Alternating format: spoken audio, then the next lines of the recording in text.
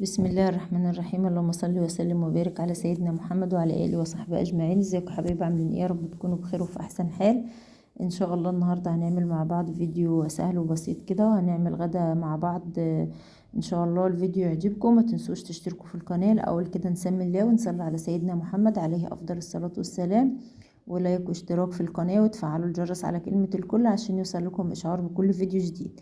اول حاجه بدأناها كده الصبح عملنا كوبايه شاي بالنعناع كده مع بسكوتين. هنفطر الاول.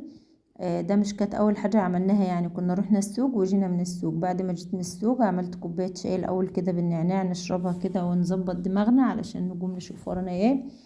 ودي الحاجه اللي جبتها من السوق. هنشوف جبنا ايه مع بعض وبالاسعار.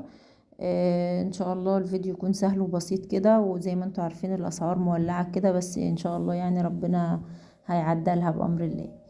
بصوا، ده موز الكيلو ب12 جنيه، وده برتقان سكري ب5. انا جبت كيلو بس علشان انا بحب اكله يعني، وعندي سهير بتحب تاكله برضو. جبت كيلو واحد. وده نص كيلو فراولة، الكيلو منها ب20. انا منجيها كده بالواحدة، فجبت نص كيلو بس كده ايه يعني للولاد ياكلوه. وجبت معايا الخضار، خس وجرجير وشبت، خضار للمحشي وبصل اخضر وكرات لزوم السمك. وده سريس لازم بشتريه يعني للابله سهير كل اسبوع عايزه سريس. يعني حبة الخضار اللي انتوا شفتوهم دول كده ب20 جنيه، البصل والسريس والخس والكرات وكل الخضار ده. ودي الطماطم كان سعرها حلو، وكانت هي كمان حلوة. كانت ب5 وب6. دي انا جبتها ب6 جنيه، بس كان في ب5 برضو، بس دي ما شاء الله عليها حمرة وحلوة. جبتها ب6. وده جزر ب5 جنيه الكيلو. هو بيقعد عندي كتير، ما بجيبوش على طول يعني كل فترة. ده جلد أنبوبة، جبته عشان كنت مخلصة يعني. وده البرتقان اللي هو بسرة، جبت منه برضو الكيلو ب6. وده يستفندي، برضو ده فلاحي من حد جمع يعني من أرضه كده، بيبيع ما شاء الله عليه حلو، الكيلو ب5. جبت منه برضو. اللهم صل على سيدنا محمد. البطاطس الكيلو ربع ب10. دي بطاطس جالية، الكيلو ربع ب10. وجبت نص كيلو خيار بس كان عندي يعني، فجبت نص كيلو علشان محتاجش طول الأسبوع. وجبت كيلو الا ربع بتنجان للجلي ب5، ونص خيار ب5. وده كيلو ليمون ب10. احنا بنستخدم الليمون كتير، فجبت كيلو.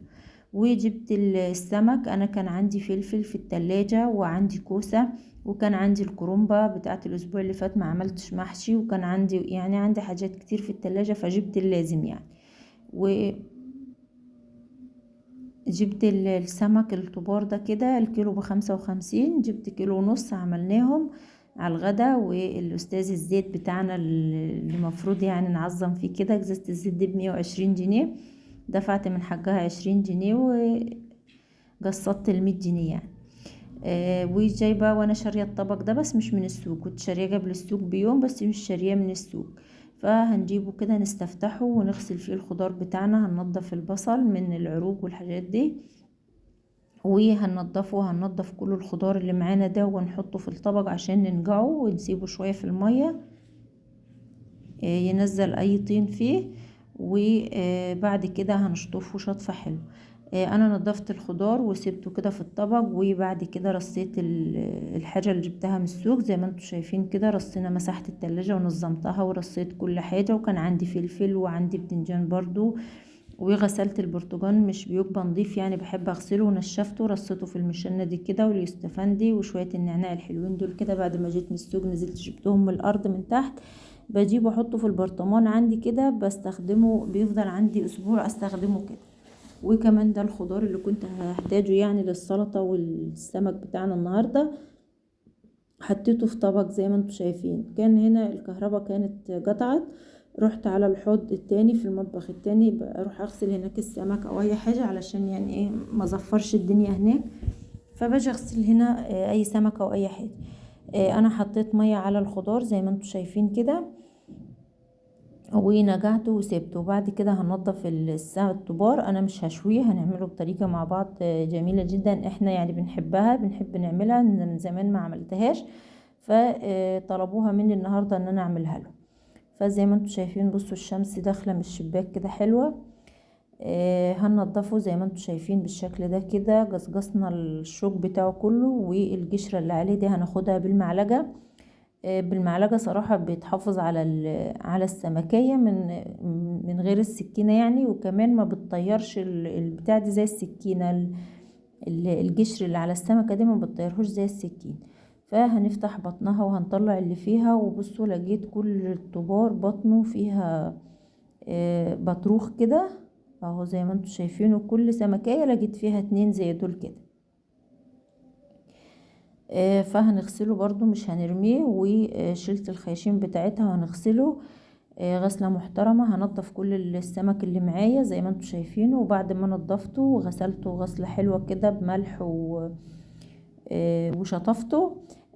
لا شطفته كده الاول، بعد كده هنقطعه الاول لقطع. يعني الكبيرة كان معايا بس 2 كبار، قطعت الواحدة على 3، والباقي عملت الواحدة على 2 ما كانوش كبار. هما سمكتين 2 بس اللي كانوا كبار معايا، عملت الواحدة على 3، وباقيته عملتها على 2 زي ما انتوا شايفينها كده.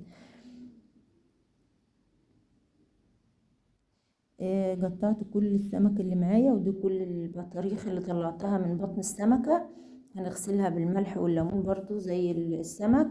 هجيب هنا ملح ناشف وهحط عليها وهحط على السمك، وهمسك السمك واحدة واحدة كده من البطن ومن بره بالملح. لو في اي حاجة الملح خشن بطلعها، اي حاجة يعني مش نظيفة فيها الملح خشن بطلعها، والدم اللي في العظم ده وكل حاجة. فهنمسكها واحدة واحدة زي ما انتوا شايفين، وبعد كده هنشطفه. برضو هشطفه تحت الحنفية واحدة واحدة. وكمان الملح بيشيل الزفارة، يعني غير انه بنضف الحاجة كويس، كمان بيشيل الزفارة. فغسلته تحت الحنفية واحدة واحدة كده، وغسلته بليمون وصفيت المية، ورجعت تاني نقعته في ملح وليمون زي ما انتوا شايفينه كده ما شاء الله عليه زي البفتة. وكمان البطاريخ دي غسلتها من الملح وعصرت عليها ليمون. وبعد كده غسلت الحوض الاول من مكان السمك يعني من الزفارة، صبنته بالصابون والسلكة. وبعد كده جبنا الخضار بتاعنا غسلته وشطفته مرة كمان وصفيت المية، وبعد كده اخدته حبة بحبة تحت المية جارية كده تحت الحنفية، ورصيته في المشنة زي ما انتوا شايفينه كده. بسيبه يتصفى خالص، وزي ما انتوا شايفين الشمس جاية عليه ومفيش يعني دبان ولا حاجة بتيجي عليه، المكان نظيف. فبسيبه كده شوية لحد ما يصفي ميته خالص، وبناكل اللي بيتاكل منه في نفس اليوم، والباقي لفيته في ورق استريتش وعنته بيفضل عندي طول الاسبوع ناكل منه لما بيكون في اكل محتاج الخضار يعني. وبعد كده حطيت الخس في المية وحطيته يتنجع. وتعالوا بقى نعمل الاكل مع بعض. النهاردة هنعمل شوية سمك حلوين كده. انا حطيت زيت في الحلة، ومعايا 3 بصلات حلوين كبار.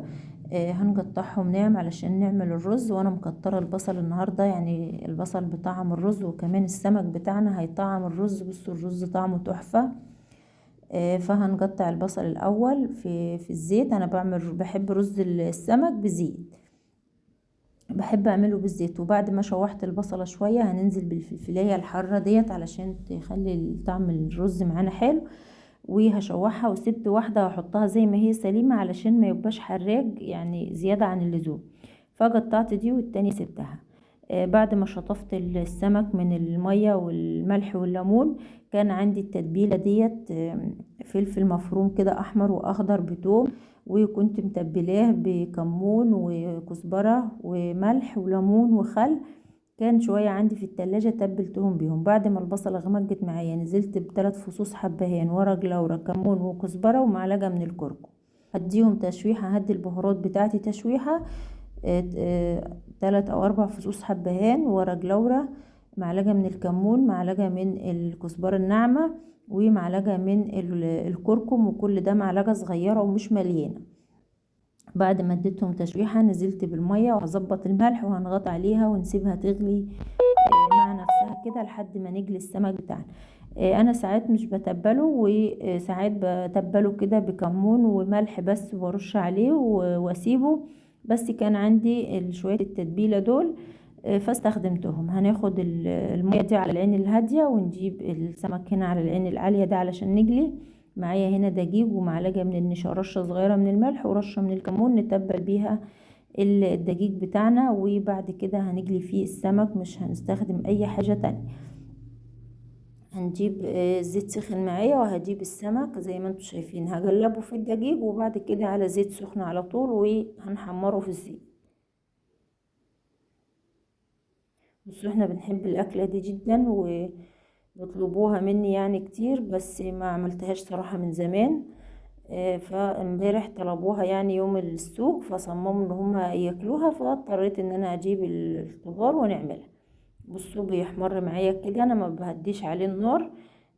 يعني النار متوسطة، مش بهديها خالص زي ما بنجلي السمك البلطي يعني ونسيبه ناشف. لا، ده لسه هياخد معايا سوا تاني.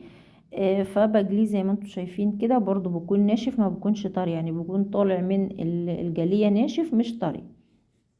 جليت كل الكمية اللي معايا، وكانت عندي المية غليت زي ما انتم شايفينها. هنزل فيها الخضار بتاعنا النهاردة، هنزله في المية وهسيبه يغلي، بس مجرد ما هتبل البطاريخ بتاعت السمك بالدقيق واحطها في الزيت، يعني دقيقتين اتنين بالظبط، هياخد غلوتين كده في المية بتاعت الرز. وبعد كده هطلعه تاني في نفس الطبق اللي انا شلته منه. هغطسه بس كده علشان يغلي كله في المية، وهغطي عليه الحلة وهسيبه بس كده ايه يعني دقيقتين اتنين بس مش اكتر. يعني بصوا، يعني انا ما فصلتش تقريبا الكاميرا، يعني مسافة ما بس هنضف الزيت مكان السمك.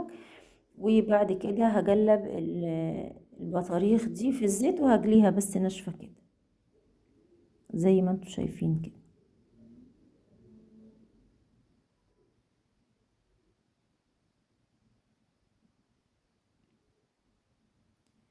صلوا على النبي كده، وما تنسوش تحطوا اللايك، وتصلوا على سيدنا محمد عليه افضل الصلاة والسلام، وتحطوا اللايك للفيديو بتاعنا النهاردة. بصوا انا هقلبها كلها وارصها في الزيت. ما خدتش وقت يعني في الجلي معايا، جليتها على طول كده على نار عالية.